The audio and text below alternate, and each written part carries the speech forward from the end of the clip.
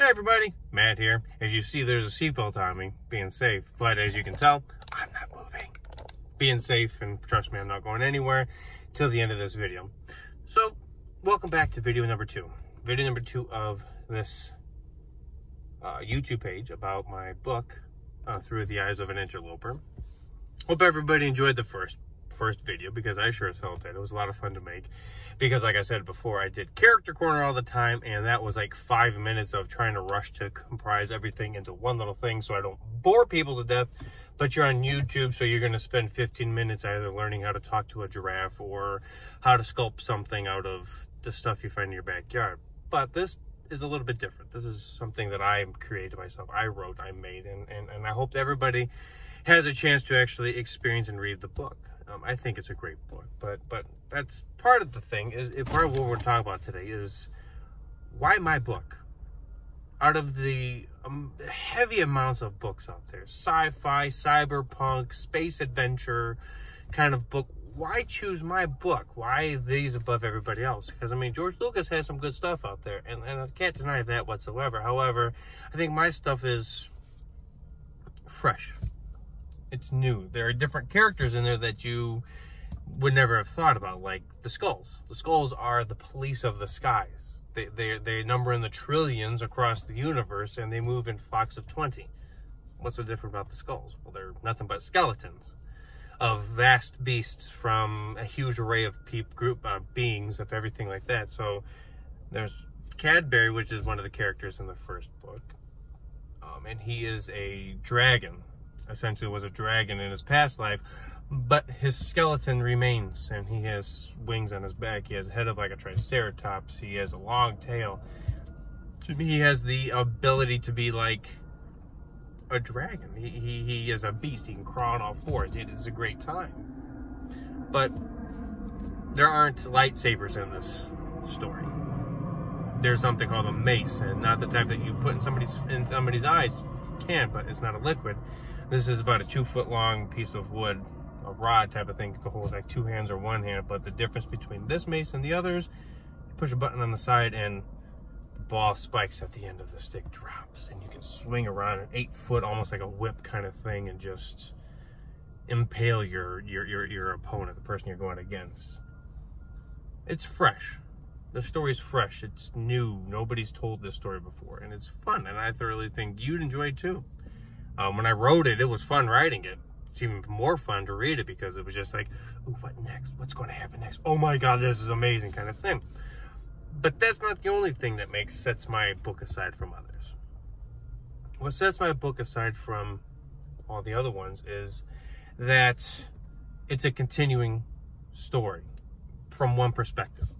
So Through the Eyes of an Interloper is just that. Anything that Bamed sees is what it's written. He doesn't know what's happening over on another ship a few clicks away. He has no idea what's happening on his home planet when he's on Earth. So it's a continuing story, and that was the tough part about writing it. It was fun writing it. Fantastic time to write it. But it was tough trying to figure out where to put chapters. Because if you read continuously, you know that each chapter separates an idea or separates a day and everything like that. So the first chapter flowed into the second one, flowed into the third one, flowed into the fourth one. I remember writing, I'm like, where the shit am I going to put this chapter break at? I had to figure it out. I had to find it, and I couldn't. It was tough. I managed to figure it out. I had a lot of help with that one. But but another part that sets my book aside from others is it's new. Like I said, it's fresh before, which meaning that it's off the block and everything like that, but it's new. It hasn't been told. The story is not bent, twisted, and everything like that to just change up something. It's not like, ooh, this is the first part of a saga. This is like, ooh, this is the first part of discovering who the Reapers are, who the Interlopers are. You have no idea who the hell the Interlopers are until you read the book Through the Eyes of an Interloper. Interlopers are a great group of beings, and I think I'm going to talk about that tomorrow.